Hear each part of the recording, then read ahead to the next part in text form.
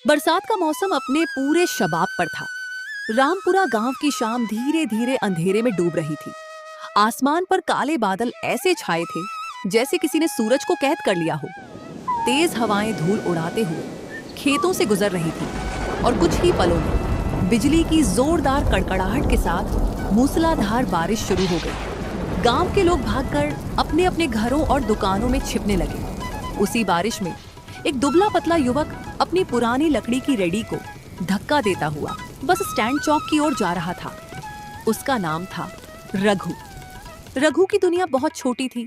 एक पुराना ठेला, एक मिट्टी का कच्चा घर और उसकी पत्नी गौरी। रोज की कमाई से ही उनके घर का चूल्हा जलता था।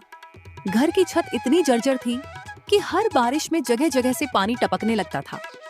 आज सुबह घर से निकलते समय गौरी ने मुस्कुराकर कहा था, सुनो जी, घर में बस थोड़ा सा आटा बचा है। अगर आज बिक्री अच्छी हो गई तो लौटते समय थोड़ा चावल और दाल भी लेते आइएगा। रघु ने मुस्कुराकर हाँ तो कह दिया था, लेकिन उसकी जेब में सिर्फ 150 रुपये थे। वह मन ही मन भगवान से प्रार्थना कर रहा था, हे भगवान, आज बस मेरी पाव भाजी बिकवा देना, मेरे हिस्से की बारिश कल कर देना। बस स्टैंड चौक पहुंचकर उसने जल्दी जल्दी अपना ठेला लगाया। ताजी सब्जियों की खुशबू, मक्खन और मसालों की महक हवा में फैलने लगी। लेकिन तभी बारिश अचानक और तेज हो गई। इतनी तेज कि सामने खड़ा आदमी भी साफ दिखाई नहीं दे रहा था। रघु ने तुरंत एक पुरानी प्लास्टिक की तिरपाल निकाली और अपने तवे और भाजी को ढक दिया। वह खुद पूरी तरह भीग रहा था, लेकिन उसकी नजर बार बार सिर्फ अपने खाने पर जा रही थी। उसी समय गांव का दूध बेचने वाला मोहन वहां से गुजरा। वह हंसते हुए बोला, अरे रघु, आज तो भगवान भी कह रहे हैं कि घर चला जा। इस बारिश में कौन पाव भाजी खाने आएगा? रघु हल्की मुस्कान के साथ बोला, मोहन भैया, गरीब आदमी को बारिश से नहीं, खाली जेब से डर लगता है। अगर आज भी बिना कमाई घर गया तो गौरी की आंखों में उम्मीद कैसे देखूंगा। मोहन कुछ पल चुप रहा। उसने रघु के कंधे पर हाथ रखा और बोला, भगवान मेहनत करने वालों का साथ कभी नहीं छोड़ता, बस हिम्मत मत हारना। यह कहकर वह चला गया। बारिश लगातार बरस रही थी। देखते ही देखते 1 घंटा बीत गया, फिर 2 घंटे, लेकिन रघु के ठेले पर एक भी ग्राहक नहीं आया। समय धीरे धीरे रात के 8 बजे पहुंच गया। बस स्टैंड लगभग खाली हो चुका था। रघु ने उदास होकर चूल्हे की आग बुझा दी। उसकी आंखें नम हो गई। उसने आसमान की तरफ देखा और धीमी आवाज में कहा, लगता है भगवान आज मेरी परीक्षा ले रहे हैं। वह अपना सामान समेट ही रहा था कि तभी दूर से तेज हेडलाइट की रोशनी दिखाई दी। कुछ ही सेकंड में एक बड़ी एसयूवी पानी उछालती हुई उसके ठेले के सामने आकर रुकी। गाड़ी से 4 लोग बाहर निकले। उनमें से एक लगभग 50 साल के सज्जन थे। उन्होंने मुस्कुराकर पूछा, भाई, कुछ गर्मा गर्म खाने को मिलेगा क्या? आगे पुल पर पानी भर गया है, रास्ता बंद है और हम लोग पिछले 4 घंटे से भूखे हैं। रघु के चेहरे पर अचानक उम्मीद की चमक लौट आई। उसने तुरंत कहा, साहब, मुझे सिर्फ 5 मिनट दीजिए। ऐसी पाव भाजी बनाकर खिलाऊंगा कि सफर की सारी थकान भूल जाएंगे। उसने तेजी से चूल्हा जलाया, तवे पर मक्खन डाला।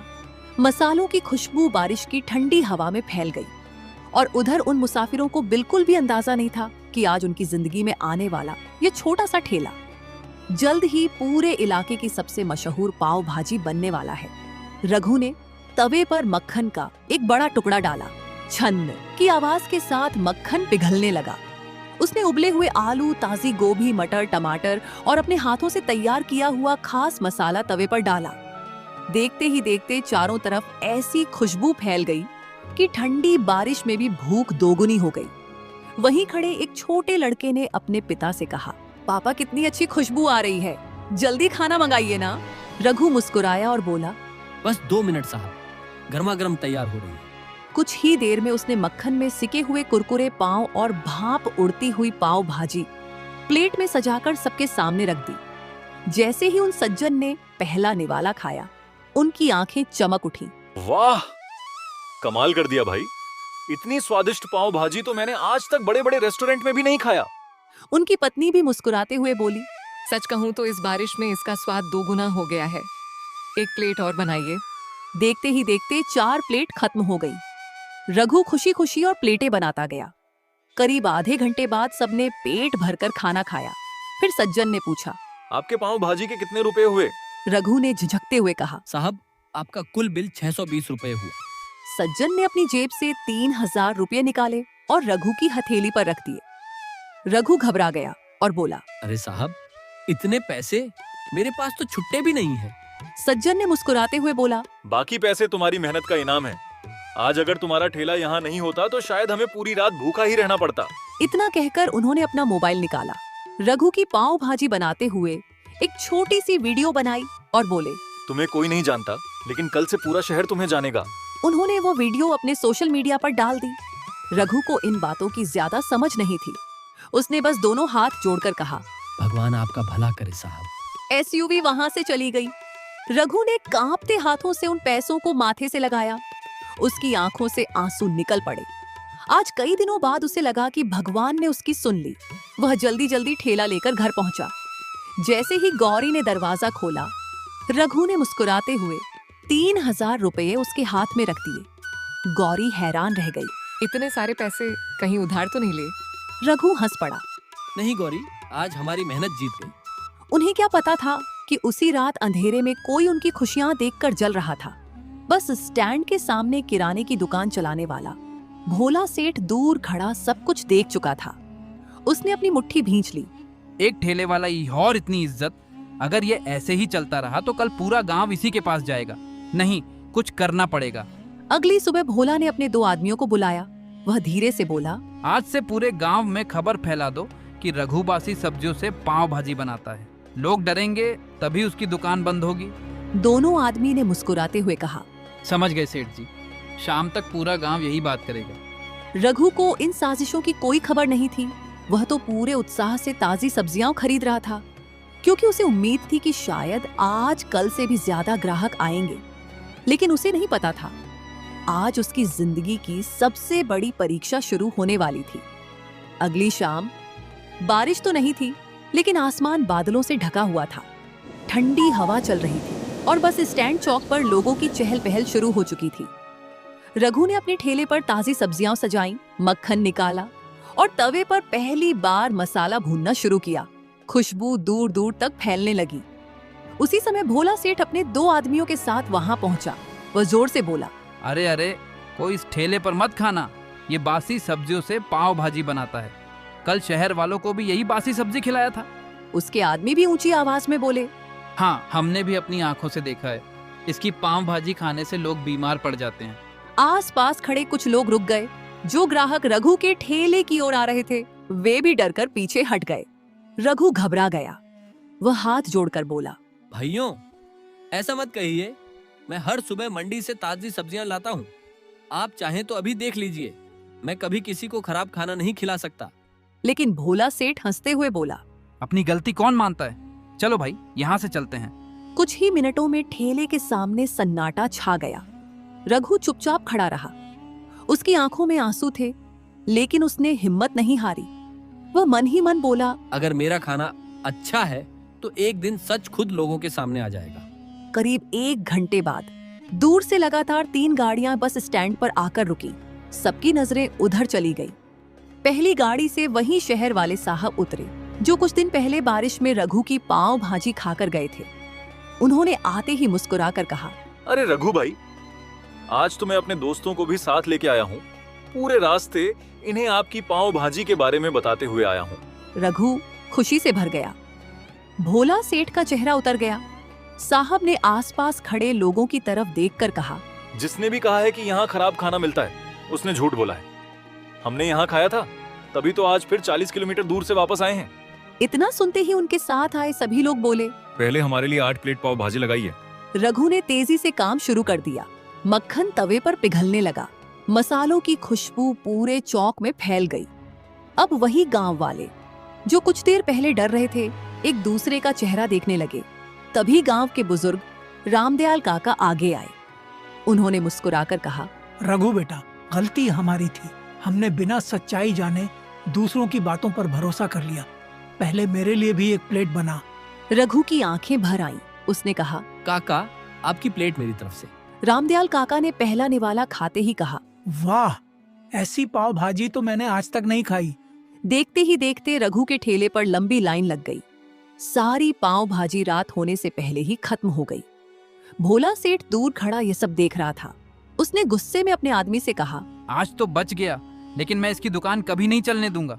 अब ऐसा वार करूंगा कि ये जिंदगी भर याद रखेगा। उसे बिल्कुल अंदाजा नहीं था कि उसकी अगली चाल उसी पर भारी पड़ने वाली थी। उस रात रघु जब घर पहुंचा तो उसके चेहरे पर खुशी थी, लेकिन जैसे ही उसने दरवाजा खोला उसकी मुस्कान गायब हो गई। तेज बारिश की वजह से कच्ची छत फिर टपक रही थी। गौरी इधर उधर बर्तन रखकर पानी रोकने की कोशिश कर रही थी। बिस्तर भी भीग चुका था। रघु कुछ देर चुपचाप खड़ा रहा, फिर उसने धीरे से कहा, गौरी, अब बस। मैं नहीं चाहता कि हम हर बारिश में ऐसे ही रात काटें। अब समय आ गया है कि ठेले से आगे बढ़ा जाए। मैं एक छोटी सी दुकान किराए पर लेना चाहता हूँ। वहाँ लोग आराम से बैठकर खा सकेंगे। बारिश हो या धूप, काम कभी बंद नहीं होगा। गौरी ने उसकी तरफ देखा। गौरी मुस्कुराई और बोली, अगर मेहनत सच्ची हो तो भगवान रास्ता जरूर बनाता है। मैं तुम्हारे साथ हूँ। अगली सुबह रघु गांव के प्रधान राम प्रताप चौधरी से मिलने पहुंचा। प्रधान जी पहले से ही रघु की मेहनत और ईमानदारी के बारे में सुन चुके थे। उन्होंने कहा, रघु, बस स्टैंड के पास पंचायत की एक पुरानी दुकान कई महीनों से खाली पड़ी है। अगर तुम चाहो तो बहुत कम किराए पर ले सकते हो। रघु की खुशी का ठिकाना नहीं रहा। उसने तुरंत दुकान देखी। दुकान पुरानी थी, दीवारों का रंग उखड़ा हुआ था, छत पर जाले लगे थे और फर्श भी टूटा हुआ था। लेकिन रघु की नजर में वही उसकी नई दुनिया थी। अगले 10 दिनों तक दिन में वह ठेले पर पाव भाजी बेचता और रात में गौरी के साथ मिलकर दुकान की सफाई करता। दोनों ने अपने हाथों से दीवारों पर रंग किया, पुरानी लकड़ी की मेजें खरीदी, दरवाजे के ऊपर एक नया बोर्ड लगाया, रघु स्पेशल पाव भाजी। उद्घाटन वाले दिन पूरे रामपुरा गांव को निमंत्रण दिया गया। रघु ने सोचा, दुश्मनी से कभी किसी का भला नहीं होता, भोला सेठ को भी बुला लेता हूँ। वह खुद उसकी दुकान पर गया। भोला भैया, आज मेरी दुकान खुल रही है, आप जरूर आना। आपका आशीर्वाद मिलेगा तो अच्छा लगेगा। भोला सेठ बोला, मेरे पास फालतू लोगों के लिए समय नहीं है। 2 दिन की भीड़ देखकर अपने आप को बड़ा व्यापारी समझने लगा है। रघु बिना कुछ बोले लौट आया। शाम होते होते दुकान ग्राहकों से भर गई। बच्चे, बुजुर्ग, मुसाफिर सब रघु की पाव भाजी की तारीफ कर रहे थे। यह देखकर भोला सेठ के मन में फिर ईर्ष्या जाग उठी। उसने रात को अपने 2 आदमियों को बुलाया, धीरे से बोला, कल शाम जब दुकान में सबसे ज्यादा भीड़ हो तब अंदर जाकर हंगामा करना, एक प्लेट में खुद कंकड़ डाल देना और कहना कि खाना गंदा है, ये लोगों को कंकड़ खिला रहा है। भीड़ खुद भाग जाएगी। दोनों आदमी लालच में आ गए। चिंता मत करो सेठ जी, कल तक इसकी दुकान खाली हो जाएगी। उधर रघु को इस नई साजिश की जरा भी भनक नहीं थी। वह तो अगले दिन के लिए ताजी सब्जियां काट रहा था और भगवान का शुक्रिया अदा कर रहा था। लेकिन अगले दिन उसकी ईमानदारी की सबसे बड़ी परीक्षा होने वाली थी। अगली शाम रघु स्पेशल पाव भाजी में ग्राहकों की अच्छी खासी भीड़ थी। तवे पर मक्खन की खुशबू पूरे बाजार में फैल रही थी। बच्चे, बुजुर्ग और मुसाफिर सभी अपनी बारी का इंतजार कर रहे थे। रघु और गौरी लगातार पाव भाजी बना रहे थे। तभी भोला सेठ के भेजे हुए 2 लड़के दुकान के अंदर आए। उन्होंने एक एक प्लेट पाव भाजी मंगवाई। जैसे ही रघु दूसरे ग्राहकों की तरफ मुड़ा, उनमें से एक लड़के ने चुपके से अपनी जेब से कुछ छोटे छोटे कंकड़ निकालकर प्लेट में डाल दिए। अचानक वह जोर से चिल्लाया। दूसरा लड़का भी शोर मचाने लगा। कुछ ग्राहक घबरा गए। दुकान में अफरा तफरी मच गई। रघु हैरान रह गया। उसे पूरा यकीन था कि उसकी रसोई में ऐसी गलती हो ही नहीं सकती। वह हाथ जोड़कर बोला, भाइयों, मेरी बात सुनिए। मैं अपनी रसोई की सफाई पर कभी समझौता नहीं करता। लेकिन दोनों लड़के लगातार हंगामा करते रहे। उसी समय दुकान के एक कोने से भारी आवाज आई, बस अब बहुत हुआ। सबकी नजर उस तरफ गई। एक सादे कपड़ों में बैठे व्यक्ति अपनी कुर्सी से उठे। वह थे इंस्पेक्टर विक्रम सिंह, जो अपनी पत्नी और बेटे के साथ चुपचाप खाना खा रहे थे। उन्होंने प्लेट हाथ में लेकर ध्यान से देखी, फिर मुस्कुराते हुए बोले, अजीब बात है, कंकड़ सिर्फ ऊपर पड़े हैं। अगर ये भाजी में पहले से होते तो उन पर मसाले और मक्खन के निशान भी होते। सच सच बताओ, ये कंकड़ किसने डाले? दोनों लड़कों के चेहरे का रंग उड़ गया। पहले तो वे चुप रहे, लेकिन जब इंस्पेक्टर ने सख्त आवाज में कहा, अगर अभी सच नहीं बताया तो सीधे थाने चलोगे, तो उनमें से एक रो पड़ा। साहब, हमें माफ कर दीजिए। भोला सेठ ने हमें पैसे देकर भेजा था। उन्होंने कहा था कि रघु की दुकान बदनाम कर दो। इतना सुनते ही पूरे ढाबे में सन्नाटा छा गया। लोगों की नजरें भोला सेठ की दुकान की तरफ चली गई। इंस्पेक्टर विक्रम सिंह ने तुरंत 2 सिपाहियों को बुलाया। कुछ ही देर में भोला सेठ भी वहां लाया गया। वह घबराकर बोला, साहब, मुझसे गलती हो गई। लालच में आकर मैंने ये सब किया। इंस्पेक्टर ने सख्त लहजे में कहा, किसी मेहनतकश इंसान की रोजी रोटी छीनने की कोशिश सबसे बड़ा अपराध है। कानून ऐसे लोगों को कभी माफ नहीं करता। भोला सेठ से पूरे गांव के सामने माफी मंगवाई गई और पंचायत ने उस पर भारी जुर्माना लगाया। उधर रघु ने इंस्पेक्टर का धन्यवाद किया, लेकिन इंस्पेक्टर मुस्कुराकर बोले, धन्यवाद मुझे नहीं, अपनी ईमानदारी को दो। अगर तुम्हारा काम सच्चा नहीं होता तो आज सच सामने नहीं आता। उस रात रघु की दुकान पर इतनी भीड़ लगी कि देर रात तक पाव भाजी बनती रही। कई ग्राहकों ने उसकी वीडियो बनाई और सोशल मीडिया पर डाल दी। कुछ ही दिनों में रघु स्पेशल पाव भाजी की चर्चा पूरे जिले में होने लगी। अब लोग सिर्फ रामपुरा ही नहीं बल्कि आसपास के शहरों से भी उसकी पाव भाजी खाने आने लगे। लेकिन रघु को बिल्कुल भी अंदाजा नहीं था कि उसकी जिंदगी में अब एक ऐसा इंसान आने वाला है जो उसे ठेले और छोटी दुकान से निकालकर करोड़ों के कारोबार तक पहुंचा देगा। रघु की पाव भाजी की चर्चा अब पूरे जिले में होने लगी थी। हर रविवार उसकी दुकान के बाहर इतनी लंबी लाइन लगती कि लोगों को अपनी बारी के लिए आधा आधा घंटा इंतजार करना पड़ता। एक दिन दोपहर के समय एक लग्जरी कार रघु के ढाबे के सामने आकर रुकी। उसमें से करीब 55 साल के एक सज्जन उतरे। उन्होंने बिना अपना परिचय दिए चुपचाप एक प्लेट पाव भाजी मंगवाई। रघु हमेशा की तरह पूरे मन से पाव भाजी बनाने लगा। पहला निवाला खाते ही वह सज्जन मुस्कुरा दिए। उन्होंने कहा, रघु, तुम्हारी सबसे बड़ी ताकत सिर्फ स्वाद नहीं बल्कि तुम्हारी ईमानदारी है। रघु ने विनम्रता से पूछा, साहब वैसे आप कौन हैं? सज्जन बोले, मेरा नाम अरविंद मेहरा है। मैं शहर में कई रेस्टोरेंट चलाता हूँ।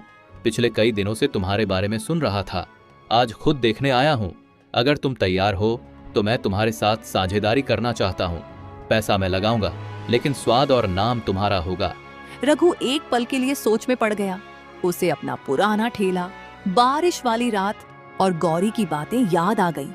उसने मुस्कुराकर कहा, अगर मेरे हाथों का स्वाद लोगों के चेहरे पर मुस्कान ला सकता है तो मैं ये मौका नहीं छोड़ूंगा। करीब 6 महीने बाद नेशनल हाईवे के किनारे एक शानदार फैमिली रेस्टोरेंट तैयार हो गया। बड़े बड़े अक्षरों में लिखा था, रघु स्पेशल पाव भाजी। उद्घाटन के दिन इतनी भीड़ उमड़ी कि पार्किंग भी छोटी पड़ गई। लोग दूर दूर से सिर्फ रघु की पाव भाजी खाने आते थे। लेकिन सबसे बड़ी बात, रघु आज भी हर सुबह खुद रसोई में जाकर मसाला तैयार करता था। वह अपने कर्मचारियों से हमेशा कहता, ग्राहक सिर्फ पैसे नहीं देता, वह अपना भरोसा भी देता है। कभी उस भरोसे को मत तोड़ना। कुछ ही वर्षों में रघु के नाम से 1 नहीं 2 नहीं बल्कि 15 रेस्टोरेंट खुल गए। वह करोड़पति बन चुका था। लेकिन उसके व्यवहार में जरा भी घमंड नहीं आया। उसने अपने गांव रामपुरा में एक पक्का स्कूल बनवाया, गरीब बच्चों की पढ़ाई का खर्च उठाया और गांव के 40 से ज्यादा बेरोजगार युवाओं को अपने रेस्टोरेंट में नौकरी दी। एक दिन रघु अपनी नई कार से गांव आया। उसकी नजर भोला सेठ की बंद पड़ी दुकान पर गई। भोला वहीं सिर झुकाकर बैठा था। रघु उसके पास गया। राम राम भोला भैया, कैसे हैं आप? भोला की आंखों में आंसू आ गए। रघु मुस्कुराया। गलती इंसान से होती है, अगर दिल से पछतावा हो जाए तो माफी भी मिलनी चाहिए। भोला ने सिर झुका लिया। तभी रघु ने कहा, अगर तुम चाहो तो मेरे रेस्टोरेंट में स्टोर मैनेजर की नौकरी कर सकते हो, लेकिन एक शर्त है। भोला ने हैरानी से पूछा, क्या शर्त है? रघु मुस्कुराया। अब कभी किसी की तरक्की से जलना नहीं बल्कि मेहनत करने वालों का साथ देना। भोला रोते हुए रघु के गले लग गया। यह दृश्य देखकर पूरे गांव की आंखें नम हो गई। उस दिन लोगों ने समझ लिया, दौलत इंसान को बड़ा नहीं बनाती, उसका दिल बड़ा बनाता है। मेहनत का रास्ता भले ही लंबा हो, लेकिन उसकी मंजिल हमेशा सबसे खूबसूरत होती है। ईमानदारी से कमाया हुआ 1 रुपया भी बेईमानी के लाखों रुपयों से ज्यादा कीमती होता है। अगर आपको ये कहानी पसंद आई हो तो वीडियो को लाइक करें, कमेंट में बताइए कि आपको रघु का कौन सा हिस्सा सबसे अच्छा लगा। और ऐसी ही दिल छू लेने वाली कहानियों के लिए हमारे चैनल कावाटून को जरूर सब्सक्राइब करें।